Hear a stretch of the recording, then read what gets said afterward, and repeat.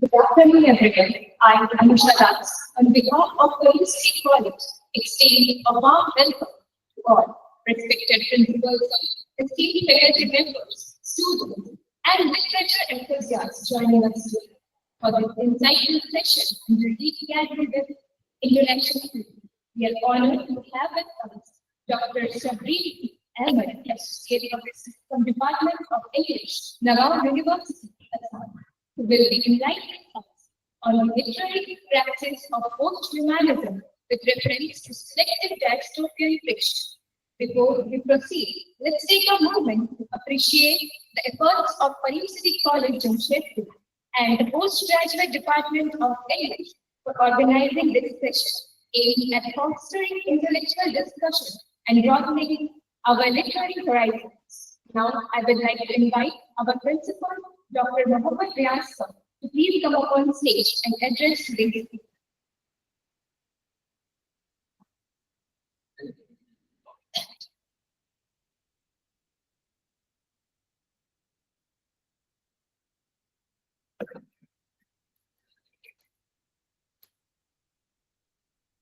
Good afternoon, everyone.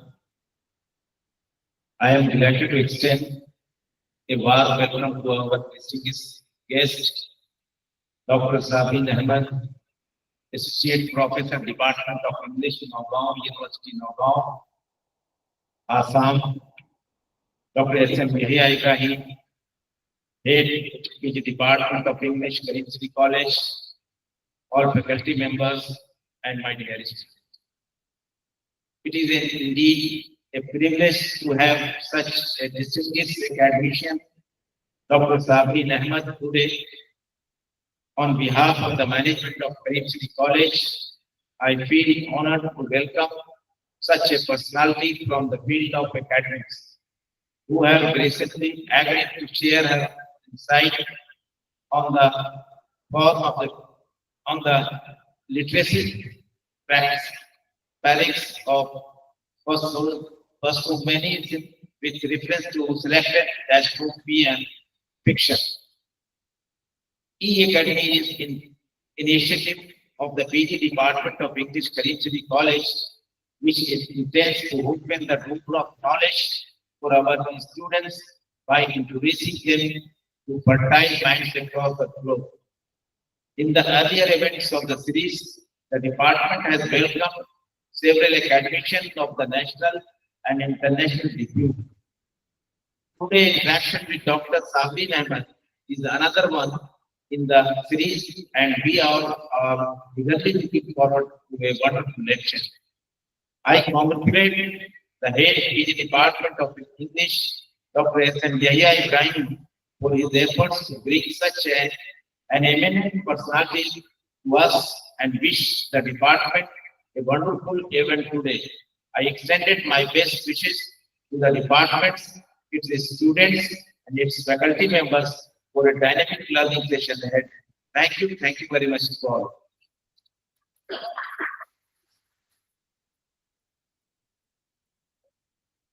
Thank you. It's my privilege to introduce today's distinguished speaker, Dr. Sabreen Ahmed. Sabreen Ahmed has received her PhD from Jawaharlal Nehru University, New Delhi, in February 2020. She has an anthology of poems entitled Sonorities Were Treasures.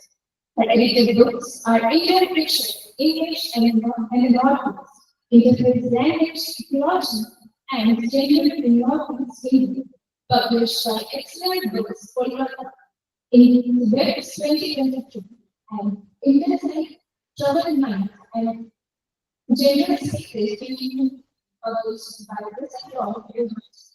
Her monography on music, published by Published, Praise for Assam Children, the companies and campaigns. Currently, she serves at the Department of English, Vermont College of the Moment, affiliated to Vermont University.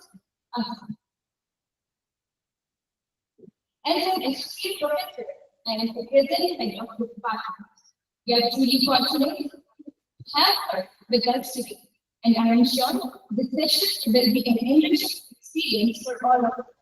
Without further ado, let's welcome Professor Sabreen Ahmed to take over this session.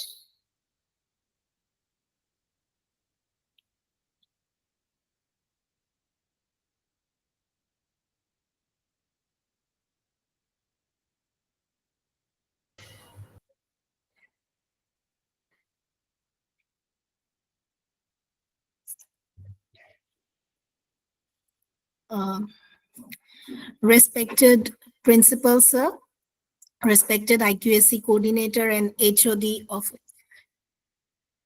English, and all the fraternity of Karim City College, Jamshedpur. It's an honor to be invited to present a lecture at this occasion. Thank you for giving me the chance. Am I audible? Yes, ma'am. Am I audible? Should I begin?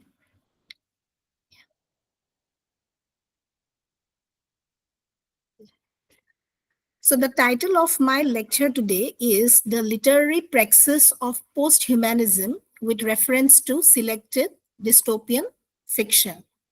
So before coming to dystopian fiction, I would like to give a little glimpse of the interdisciplinary approach of posthumanism. Posthumanism is often used as an umbrella term, and it has its roots in French postmodern philosophies of Foucault's biopolitics and Deleuze's idea of immanence and cognitive capital. It collaborates with fields like philosophy, literature, science studies, design, and critical theory to analyze post-humanist themes. The basic idea of post-humanism is to decenter an archaeological idea of human. Within archaeology, post-humanist approaches include, but are not limited to, new materialism, symmetrical approaches, and the ontological turn. The rejection of conventional Western metaphysics is the core of post-humanist approach. So it is an emergent field of study, and it questions the very ontology of the idea of human. It addresses the blurring of the bodily borders, identities, and even consciousness. Next slide, please. There is a map in the next slide which shows the divergent areas to which post-humanism converge. Actually, post-humanism is a huge term, and within post-humanism, we can see the different branches. My focus of this talk is basically critical post-humanism and how it locates dystopian fiction.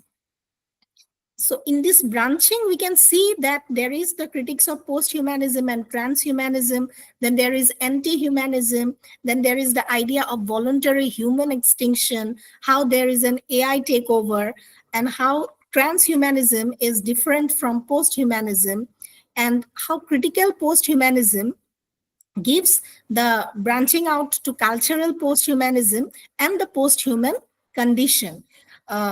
On the other side, we can also see the dictionary meaning of post-humanism, how post-humanism is viewed in science fiction, and how the idea of cyborg is very much core to an understanding of critical post-humanism. So there is also a sense of philosophical post-humanism and how it interpolates objectivism and social systems. So these branching and the explanation of this branching is not sufficient within a lecture program. The core focus of my lecture today is critical post-humanism with reference to a few feminist dystopian fiction. In the next slide, we can see that the human body is not shown as autonomous in posthumanism. Earlier, the humanist, Renaissance humanist used the idea of the Vitruvian man as the center of the universe. But now that idea of Vitruvian man has been decentered in posthumanism. So as a branch, it stresses on the evolving human body, not as an autonomous, but constituted by and constitutive of multiple forms of life and machine. My basic understanding of posthumanism is that the location of human is not the central signifier in relation to environment and technology in an intermediate space where one cohabit and clash with the other in the race of coexistence. Here I quote a feminist thinker, Ferrando, who writes, "In the West, the human has been historically posed in a hierarchical scale to the non-human realm. Such a symbolic structure based on the human exceptionalism, well depicted in the Great Chain of Being, sustained the primacy of humans over non-human animals. Posthumanism dislocates the human realm itself with sexist, racist, classicist, homophobic, and ethnocentric presumptions." In this slide, in the next slide, that is, we see slide 4, we see how the human is deconstructed. Okay, can we go to the next slide, please? Yes. So here, in the two pictures, one, we can see the ideas that centered around humanism, like religion, politics, organization, morality, while in the next picture, you see a techno human being in correlation with the vegetative thinking, with in correlation with the companion species. So man is no longer the center of the earth. Man is just one among the other species of the earth from a post-humanist point of view. So this decenters the human. The new discipline considers anthropos to be not some superior being, but just one of the species in the zoo. Zoo is life, geo is earth, and techno, that is machine continuum, alongside non-human animals or inorganic intelligent subjects. By challenging the notion of a stable, singular human identity, it explores the ways in which technology and social practices can shape our subjectivity. So subjectivity in posthumanism is multifarious. Moving on to the next slide, we can we go to the next slide, please?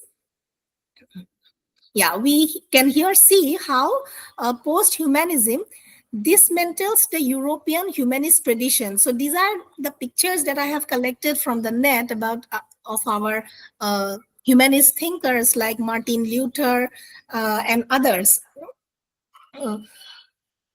who brought a revolution in human thinking, who had challenged the concept of God as the center, and rather they said that human as the center. But now this humanist tradition of the Renaissance humanist thinkers is challenged by the post-humanists who decenter the idea of the human.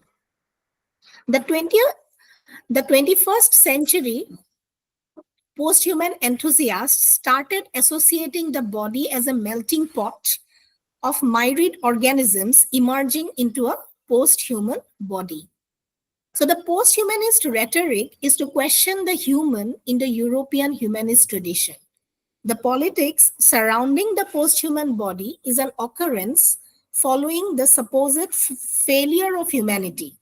How there is a failure of humanity? Because humanity has not been able to encompass its companion species as well as those in the margins. For example, those who are disabled, those who are marginalized, those who face racist abuse have not been encompassed within the European humanist tradition or its successor, the Enlightenment tradition.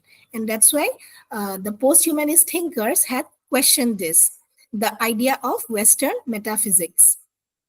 In the next slide, we come to the idea of the cyborg. Can we please go to the next slide? So the idea of the cyborg is, the next slide, please.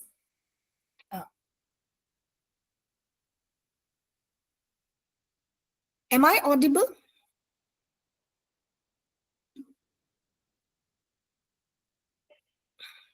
Yes, The ma'am, idea you're- of cyborg, okay, the idea, this is slide number, this is it. Donna Haraway's concept of cyborg is a man-machine interface, a body machine at work and play. So this idea of cyborg is very core in understanding feminist dystopia, which is a part of my lecture today. And it is deeply connected to biomedicalization and aging in contemporary world that defies gender. Donna Haraway, in her essay in 1985, entitled Feminist Cyborgian Manifesto, had taken up the figure of the cyborg as an entity that is emblematic of the reworking of nature and culture in relation to problems of gender, politics, and late capitalism. So how this idea of the cyborg, now what is a cyborg? Cyborg is a man-machine interplay. We all are cyborgs now because we cannot think of a world without machine. The mobile is now our fourth limb. And when we see the biomedicalization, or when we see the interference of medicine in our bodies, we see how we have spontaneously being transformed into a cyborg. We cannot think without having our lenses, or as we age, we take recourse to aids like a prosthetic limb when people get diseases, or synthetic limbs, or when people suffer from heart disease. There are these other devices that support the life system. So the man-machine interface has become a part of our reality now. And the post-human condition has, in this way, interpolated into our daily lives. In the next slide, we see how the cyborgs have entered the sporting bodies, where the use of synthetic limbs or use of devices like ultralight bicycles and polyurethane swimsuits enable the cyclist and the swimmer to ride and swim faster. And invite the question would be, we deny that these are post-human tools, since the supposed natural body of the athlete performs in conjunction with technological devices like the cycle and the clothing. So these technical devices are leading us slowly to a post-gender world. Now, what is a post-gender world? We can see it in the next slide. The post-gender world, I would like to argue that the cyborg offers a path through the issues from which the clone emerges. Earlier, IVF babies were a kind of novelty in the society. Now, IVF has become a very common phenomenon. And so, the next phase, we will see that the clone will become a common phenomenon. So, we are slowly changing our parameters from man to man-machine interface. And in this way, we are also moving to a post-gender world. In a cyborg manifesto, Haraway identifies the cyborg as a revisiting force in women's experience in the 20th century. So cyborg is also seen as an idea of resistance. And this proposes that this figure has the capacity to participate in a post-gender world in which nature and culture are reworked. Now, when we talk about these new systems of fertility, these new systems of what people say as designer babies, this nature culture continuum has been mechanized or has been reversed. And so we have to question how much truly men we are or how much truly women we are. So the idea of a post-gender world is very relevant to the concept of post-humanism.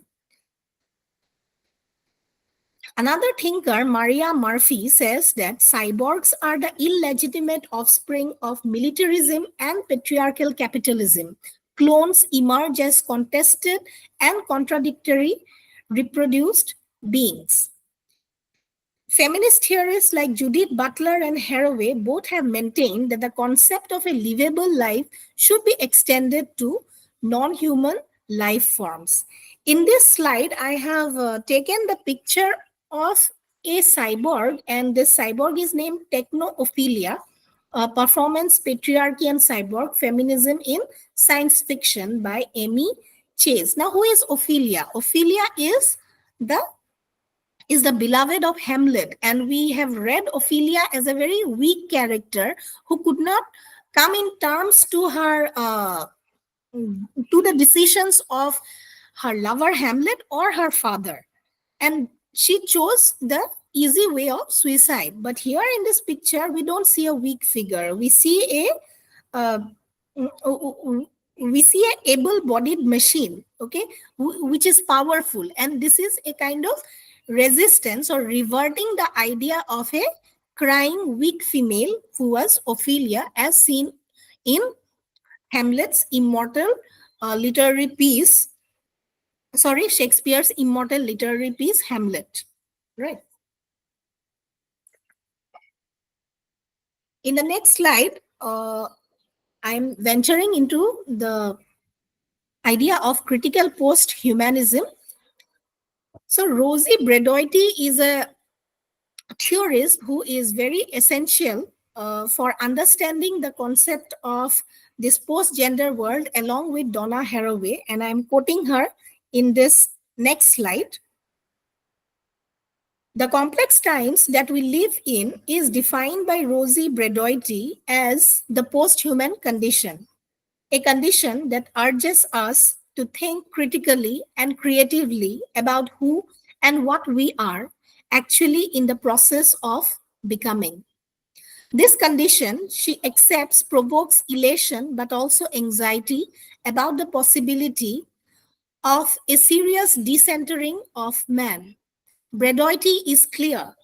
The old modernist idealization of the unitary, rational, independent, dislocated, objective, able-bodied man, human subject is a rare reality.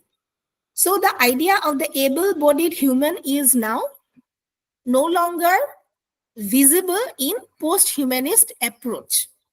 The self, subject, person, citizen, the human, each of these individualized identities is now firmly interconnected with capital technology communication that shift us through real and virtual places and contexts.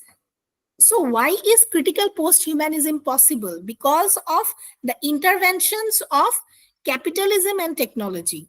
Without capitalism and technology, post-humanist approaches would not have come into literary or social praxis. And next, we move on to the idea of Anthropocene. Okay?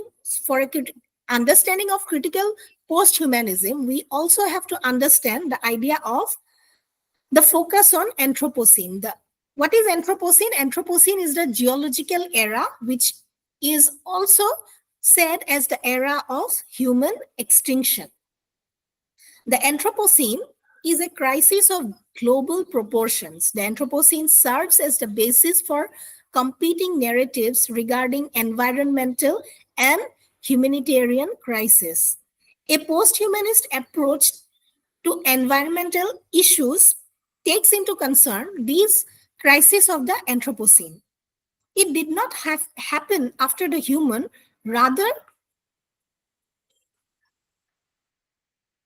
it is a continuous transition from the state of anthropocentric humanism to a complex futuristic understanding of the human condition, often based on fact and fiction.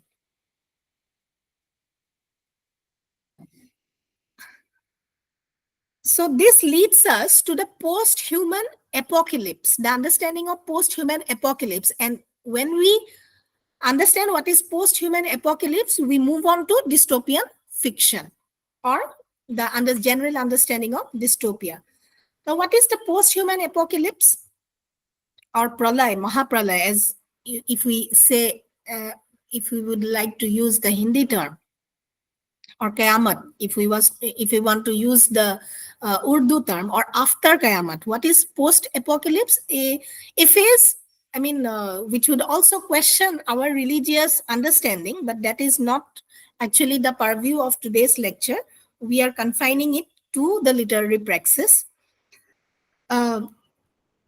Critic Goodley says that the four horsemen of the post-human apocalypse are nanotechnology, biotechnology, information technology, and cognitive science. Post-humanist ideology greatly corresponds to the dystopian transformations of the New World Order. Can we please move on to the next slide? Am I audible? Yeah. So what brings the post-human apocalypse? Nanotechnology, biotechnology, information technology, and cognitive science. These four fields intervene together to bring the post-human apocalypse, as suggested by one critic named Goodley. Post-humanist ideology greatly corresponds to the dystopian transformations of the New World Order. Now we are coming slowly to the understanding of dystopia. But dystopia and post-apocalypse is not the same. Dystopia means a land which has, or an idea or a future which has no positive result, which is a dark future.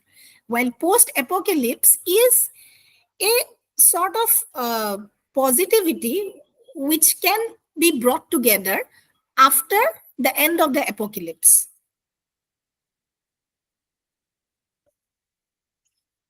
The significance of dystopia for understanding man in socio-philosophical dimension lies in the opposition of identity versus society that can help define clear criteria for the divergence of these categories in view of a post-humanist unsmoothing.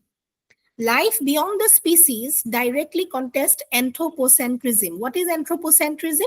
Anthropocentrism means where it is centered to the anthro. Anthro means men, while posthumanism debunks the concept of anthropocentrism that puts humanist man or anthropos before other species and the environment as an egocentrism. Humanism situates anthropos as elite species occupying a sovereign position. A post-human term challenges such elitism, reminding us that the superior human ideal is, of course, only a utopian ideal, while a zombie apocalypse is the evident dystopia. So, this is a text by Timothy Alberno, which also talks about this post-human apocalypse. The name of the text is Birthright. And at the, below the slide, we see a picture of zombies. Who are zombies? They are neither human nor monsters. Okay, they are technologically driven, half humans.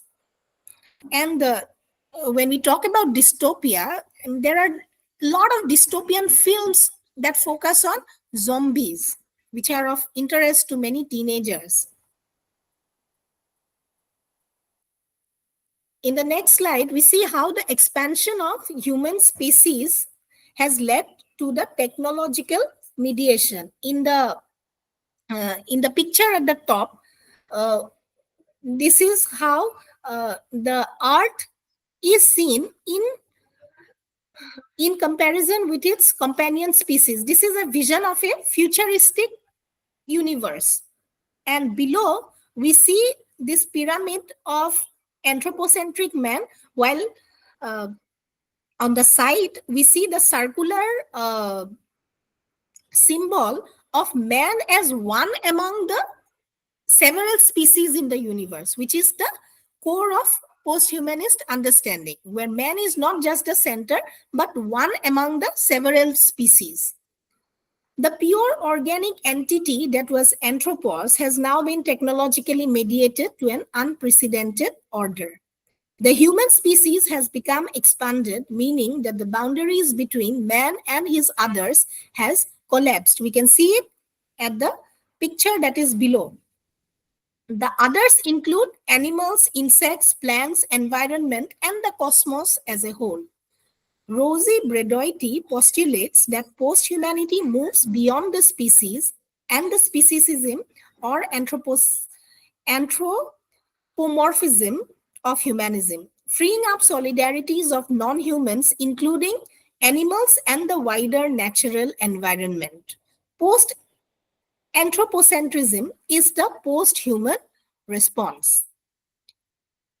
And then we come to dystopia. Now, my focus in this lecture is a few selected texts from the South Asian feminist dystopia, two texts from India and one text from Pakistan. But before that, we have to understand what is a dystopia. The dystopian genre that blossomed in literature in the 19th century emerged and developed mainly as a critical response and an antithesis to utopian fiction, and portrays utopia gone awry. The word dystopia can be translated from Greek for bad place and usually depicts a society with a utopian organization that has at least one dangerous flaw. Maria Varsam justly asserts in her work, Concrete Dystopia, Slavery and Its Others, that whereas utopia is a manifestation of desire and hope for a better world and an unalienated order that upsets the status quo, dystopia delineates the crushing of hope and the displacement of desire for the purpose of upholding that status quo. So George Orwell's 1948, Ray Bradbury's Fahrenheit 451, Ahmed K. Tawfiq's Utopia, and Salman Rushdie's Quixote are some dystopian texts that explicate the dichotomous nature of the opposition of identity versus society in post-humanist transformations. So in the next slide, we come to post-humanism and feminist dystopia. Can we please move on to the next slide?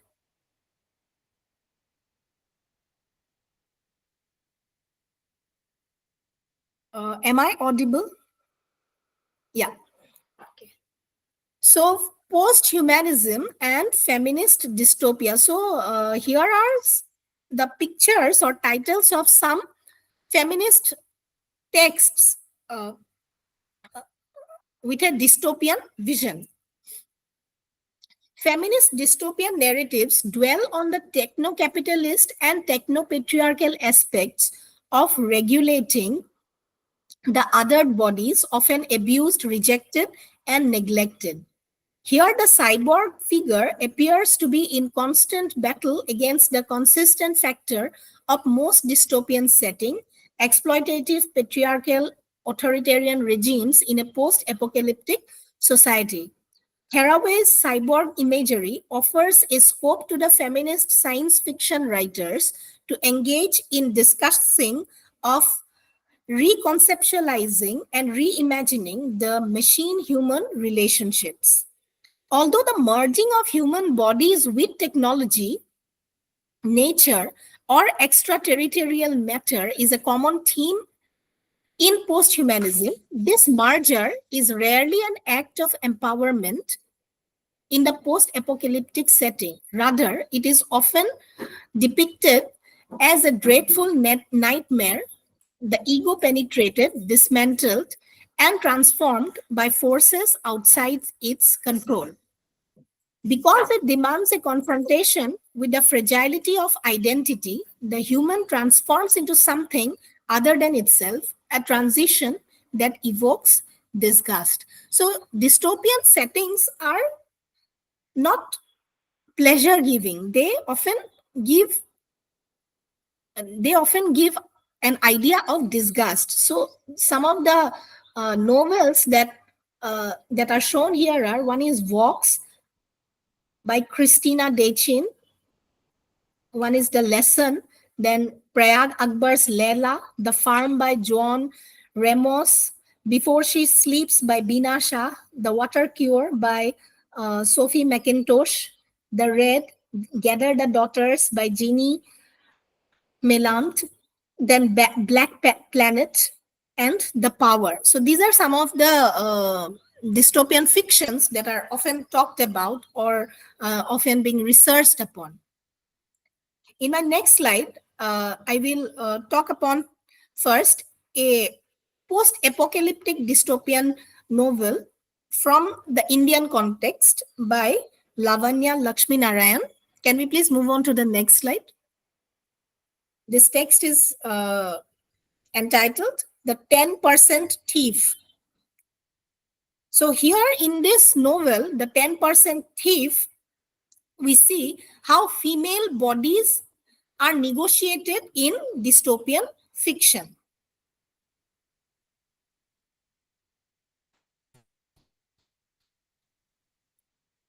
Systematic control over female bodies occurs in both virtual and analog worlds. What are analog worlds? Analog worlds are the worlds that are mediated by machines.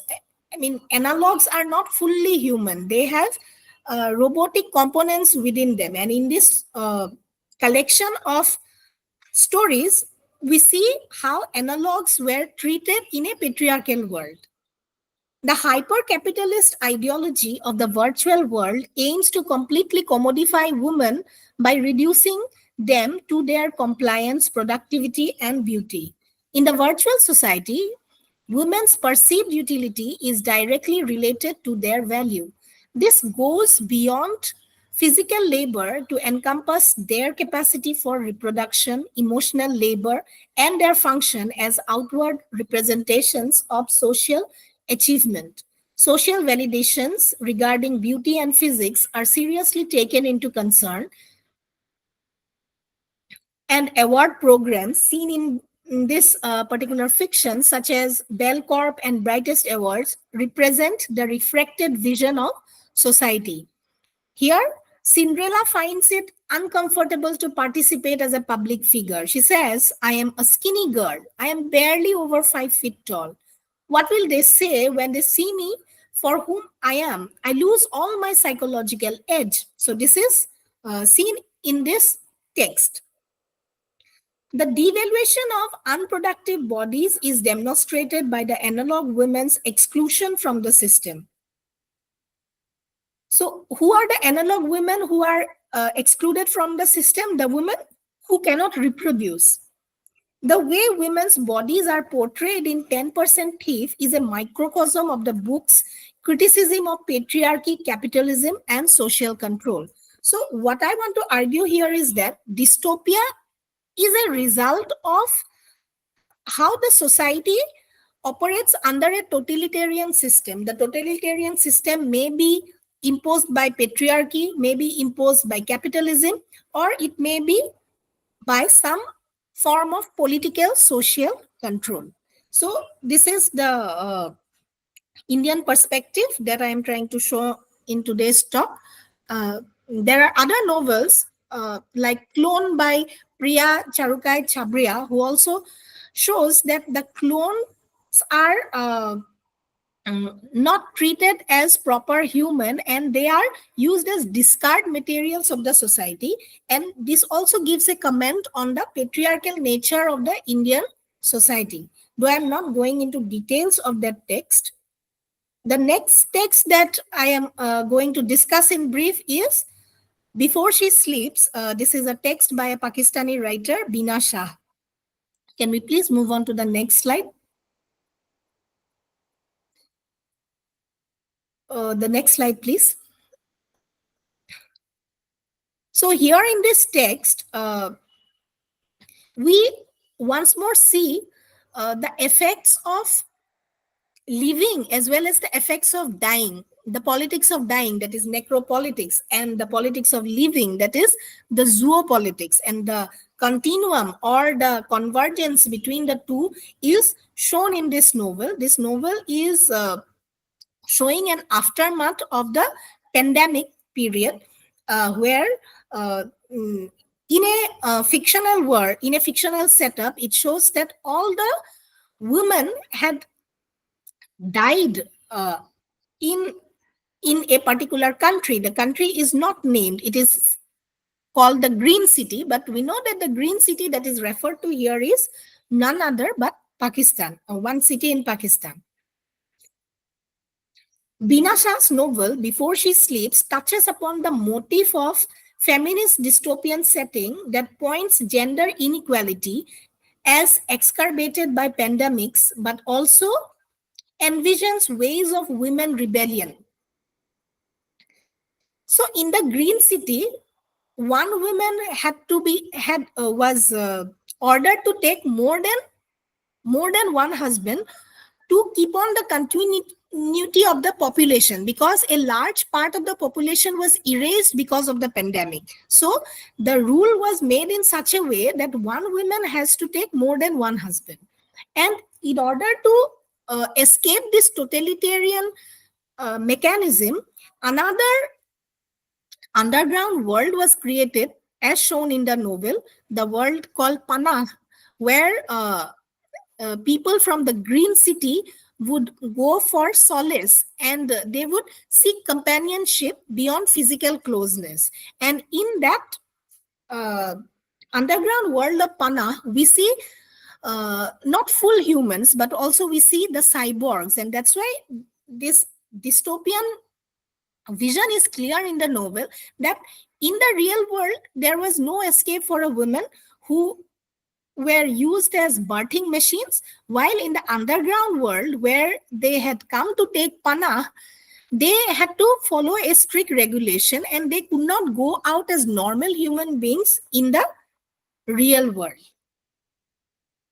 Green City emerged out of the strenuous effort at returning to normalcy after battling the deadly virus that has wiped away almost half of the women population. In a series of after effects of nuclear war resulting in the population imbalance, the responsibility to restore the gender asymmetry is now in the hands of women, inversely recreating a dystopian zenana. The Panah that is shown in the novel is what I argue as a dystopian zenana, a completely feminine world where male entry was restricted or regulated. The act of birthing a nation into existence is forced into the few remaining women by the authoritarian patriarchal perpetuation bureau that exploits on the advanced facilities in the field. In the pretext of assigning women with a greater responsibility as mothers of the new nation, they are further indoctrinated and their wombs are commoditized. Their wombs was the ticket from poverty straight into the comfort of the middle class for her as well as her husbands. This commoditization came along with the incessant surveillance and trauma of being assigned multiple husbands for the sole purpose of procreation. The Bureau monitored women's menstrual cycles and ovulation patterns, subjected their bodies to clinical experiments, and injected them with fertility-enhancing drugs to prepare them for bearing children, reducing their existence to that of a reproductive machine. So in both these texts, we see that female infertility is used as a mechanism of perpetuating trauma and perpetuating violence upon women. Okay. Now again, I am quoting a few lines from Rosie Bredoity's critical text, The Posthuman, where she writes, not all of us can say with any degree of certainty that we have always been human or that we are only that. Some of us are not even considered fully human now, let alone at previous moments of Western social, political, and scientific history. Humanity is very much a male of the species. It is a he. Moreover, he is white, European, handsome, and able bodied. So there is a serious critique of humanity as patriarchal, and that's why these critical post-humanist thinkers like Rosie Bredoity, Donna Haraway put forward a post-gender or a post-feminist idea of dealing with humanity.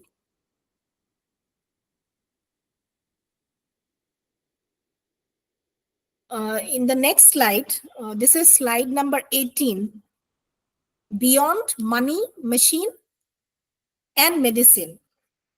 Next slide. Next slide, please. Beyond money, medicine, and machine. Lori Sobol Otto and analyzing Elizabeth von Arc's The Silent City, this again is a dystopia, comments on Barr's concern over reading science fiction genre and the threatening practices in medical field that intervene the field of female autonomy through transgressing feminine body space in terms of reproductive technology, where the battle between the sexes over the control of women's fertility and corresponding infertility. So women's fertility has been a subject of interest for medical science, and this has been contested upon, and there is a lot of capital being invested upon this field.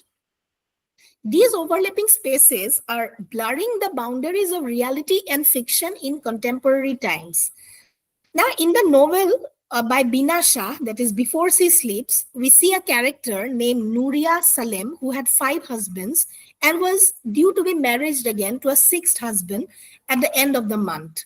It is suspected that she was opposed to the marriage, although this cannot be confirmed. This particular family will be reassigned a wife by the end of the month, along with compensation for the tragedy endured by them by order of the Perpetuation Bureau. So it is the Perpetuation Bureau, which is the totalitarian system that is shown as operative in this dystopian fiction, that is Before She Sleeps. The act of turning women into birthing machines without their consent is one way of depicting the fearful outcomes of contemporary techno-scientific regimes in accordance with patriarchal sentiments.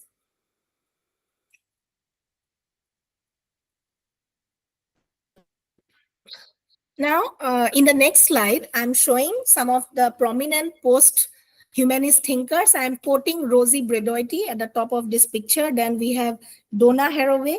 The next is Membe, who has worked upon necropolitics. And then Sorgner. Okay. People who are interested in post-humanism can find out their theories and indulge more into deeper research. Now, what might emerge after humanism? The answer is the post-human, a non-dualist cultural redefinition of what a Homo sapiens is, a concept derived from the politicized subjective notions of Foucault, Deleuze, Guattari, and then carried forward in reference to and dialogue with contemporaries such as Donna Haraway, Elizabeth Grotz, and Achille Membe. The 21st century citizen is a knowing subject with the potential to free us from provincialism of the mind, the sectarianism of ideologies, the dishonesty of grandiose posturing, and the grip of fear. Now, in slide 20, we see a book by Francis Fukuyama entitled Our Post-Human Future. We see a picture of many babies. Now, in this book, he is arguing the future of the human race, which is at a danger because of the cloning process. Okay. And this is again another dystopian vision, that whether the human race is going to end after a certain period of time. In the next slide, I'm trying to show a brief connection between post-humanity and disability. There are deeper connections of post-humanism with medical humanities perspective that entangle with genetics, cloning, aging, disability, and reproductive issues. If medically infertility is a disease, legally it is a disability, while psychologically it is a barrier to the natural drive for reproduction. The first IVF baby, Louis Brown, was born in 1978. Now, these are the symbols that are used by used in a disabled friendly world. So disability is the quintessential post-human position. In the next slide, you can see this. The human and non-human linkages suggest complex interfaces between the wetware of bodies and the hardware of technologies. Disability is in many senses the quintessential human position that necessarily demands interdependent connections with other humans, technologies, human entities, communication streams, and people and non-people networks. Rosie Bredoitis, the post-human, might help us articulate the ways in which disability is a desired post-human condition. Now, I will just show it 2 or more slides, and then I will come to the end of my lecture. Now, what is futurism? We can move on to the next slides. Futurism. The next slide, please. Next slide. Both utopian and dystopian angles are there in the post-human idea of futurism.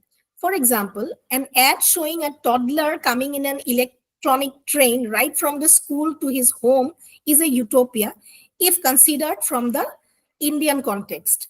Then narratives of dystopia in their conceptual particularities in the context of the 21st centuries comes as cautionary measures about the dangers of political, technological, and scientific totalitarianism. Why does dystopia result? Dystopia results, as we have seen in this novel, particularly the novel by Binasha, it results because of a kind of systemic totalitarianism.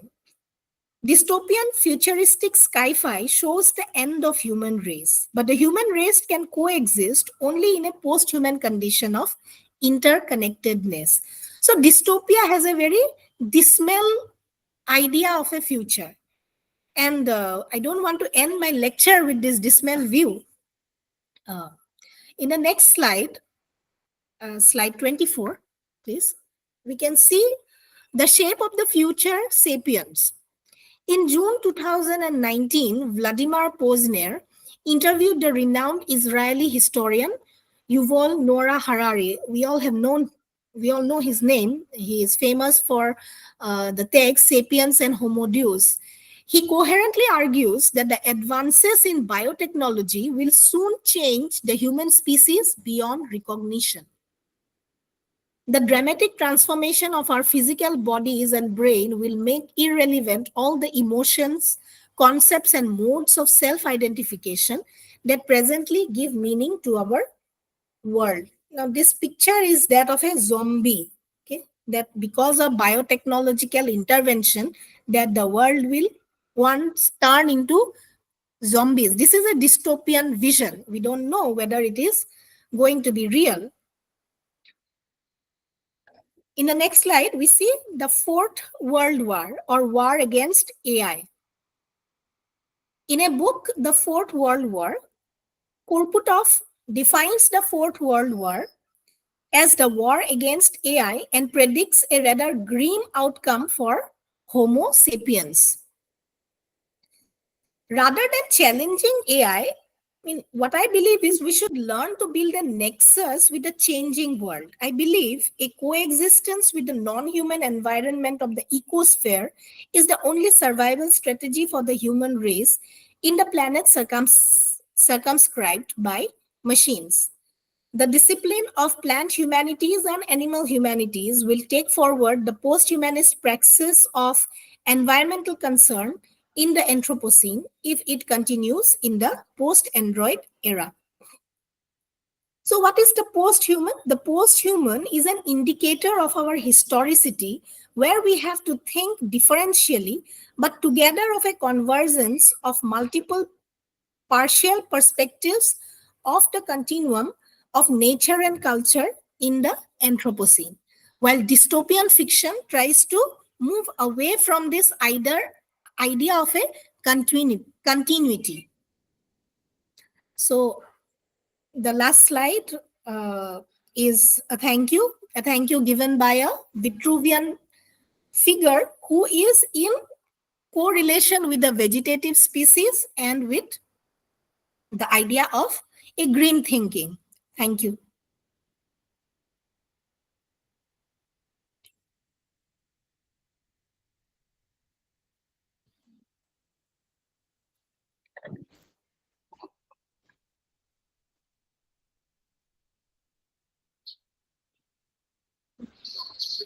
For the question. Now, we open the floor for questions. So if you have any questions, please.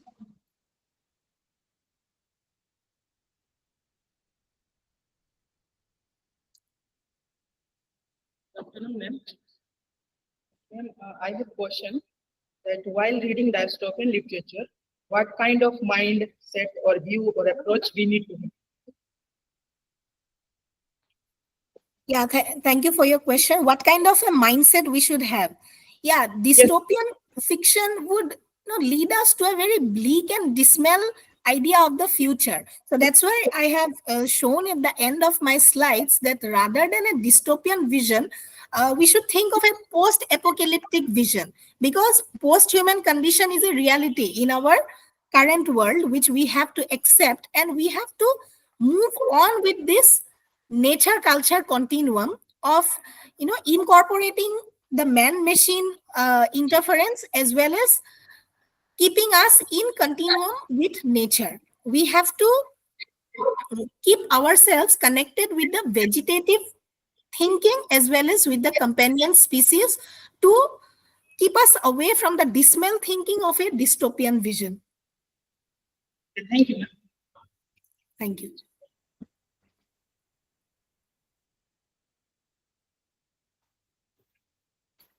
Hello, ma'am.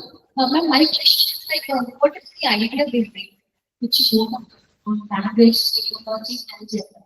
How do you want to interconnect with each other? Sorry, I can't get you. Can you please type out the question in the chat box?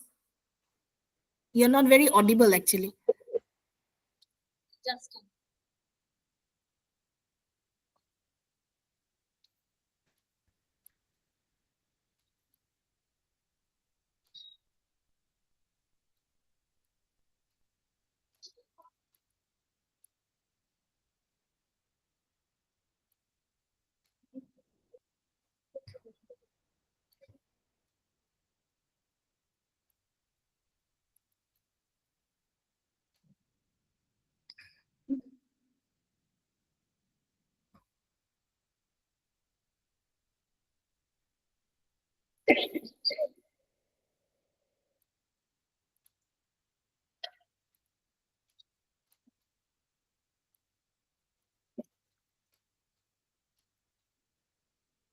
Or you can repeat the question. No problem. yeah, what is the idea behind the of what was the idea? How are you going to interconnect with each other? See, we cannot do without the interconnective link of gender, ecology, and society, because when you talk about ecofeminism, women and nature are equally tormented, isn't it? And the society is still run by a patriarchal. In our countries, the society, although there is a lot of advancement and progress, the society is still run by a patriarchal ideal of rule, and this domination of nature and domination of women, as you know, in ecofeminism has has its own critical trajectory. So this gender ecology and society are very much related to one another, and we have to look beyond this gender boundaries in coming out as saviors of our ecology as well as the future human race. Thank you. Thank you.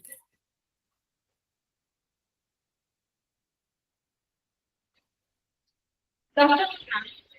Good afternoon.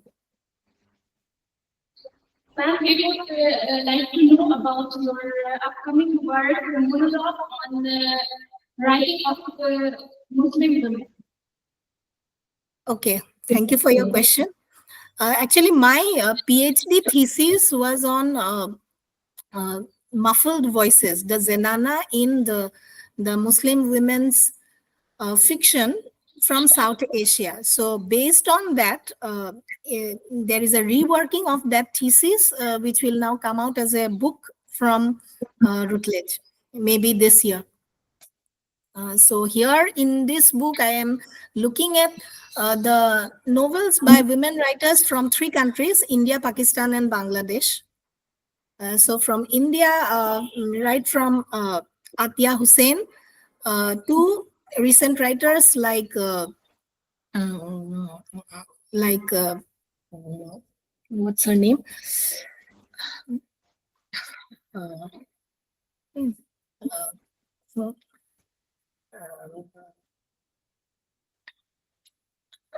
Hassan, this recent writer that is not Zoya Hassan. What was her name?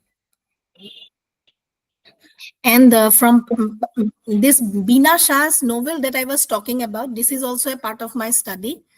And from Bangladesh also, I have old writers as well as writers from diaspora. So this is it mainly, and also pre-partition texts like Mumtaz Shehnawaz's The Heart Divided, Ishmat Chugtai is there. Okay, so there are in total more than 17 texts which are divided into 3 chapters. So that is it. Thank you. Okay, thank you.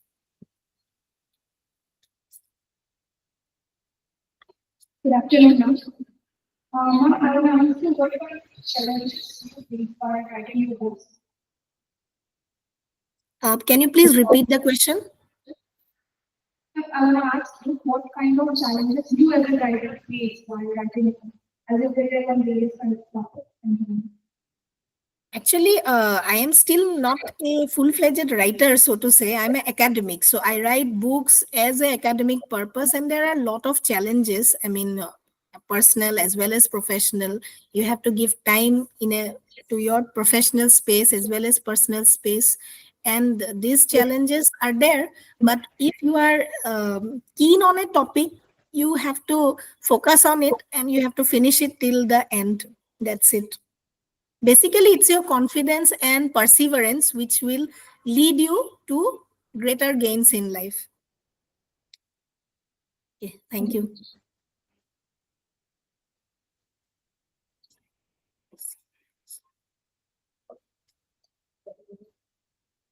Thank you so much, Sharon, for taking the time to share your knowledge and expertise with us today. As we come to an end of the session, I encourage all to reflect on today's discussion and continue exploring literature with a critical and open mind. Now, I request Professor A.K. Das, please come up on stage to propose the comments.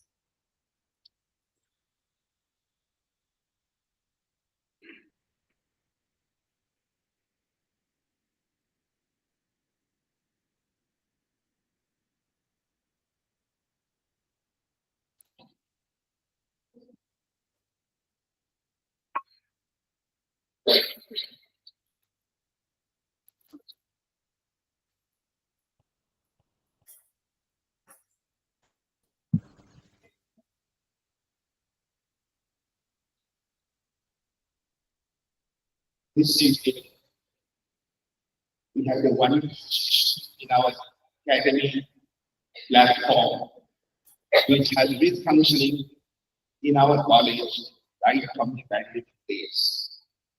But today's lecture, delivered by Sabreen Ahmed, Associate Professor, Department of English, Nagaon University, Nagaon, had a special appeal. Reason being, the theme is very contemporary and of great relevance.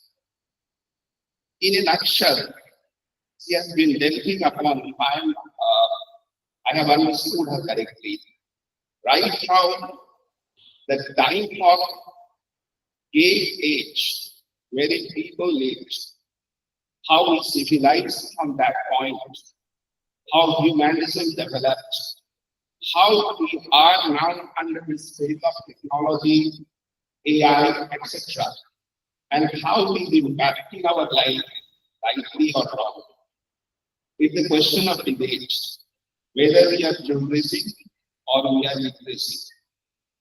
Man in her lucid lecture, man in her references from different novels to highlight her ideas, have been able to reach to our young students, researchers, faculty members, for which I pay my special thanks on behalf of me and on behalf of the Department of English, Karim City College, and the management of our Karim City College at large.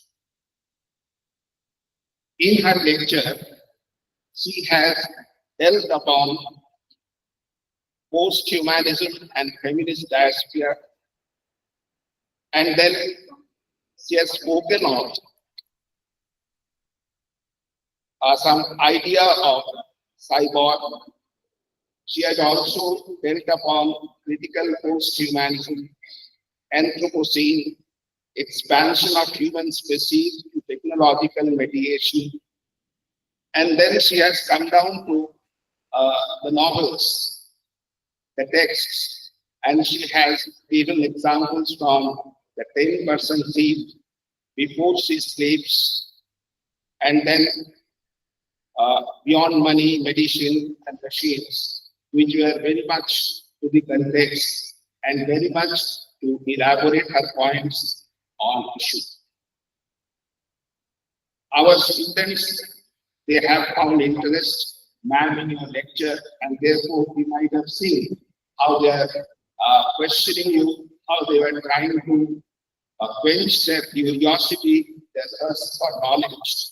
So, ma'am, we have ignited the young mind, and I think it will make them explore more and more in this issue, and more new ideas will come before them, and when such ideas come before them, we'd like to share it with you, and we will also ask your opinion from you, how we should go ahead with it.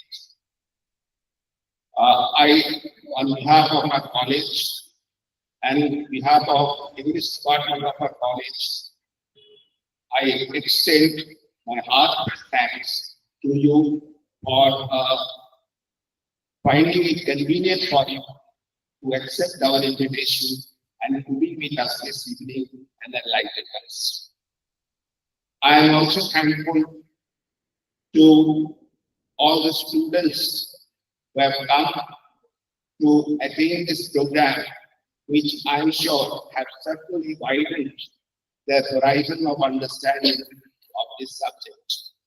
I am also thankful to our faculty members who are present here, and I am especially thankful to Sajid and Sahdev for rendering their best services for the technical management side, without which this program would not have been successful. I once again thank all of you. Thank you very much. Thank you.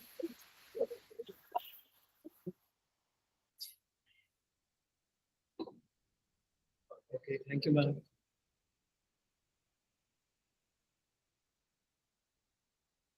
I am also thankful to our principal, sir. I'm sorry I forgot about you. So many ideas coming in my mind. And he has always been encouraging us. And today also he was in us to encourage us. And for that, I also pay my heartfelt thanks to our principals. Thank you, everyone. Thank you, ma'am. Thank you so much.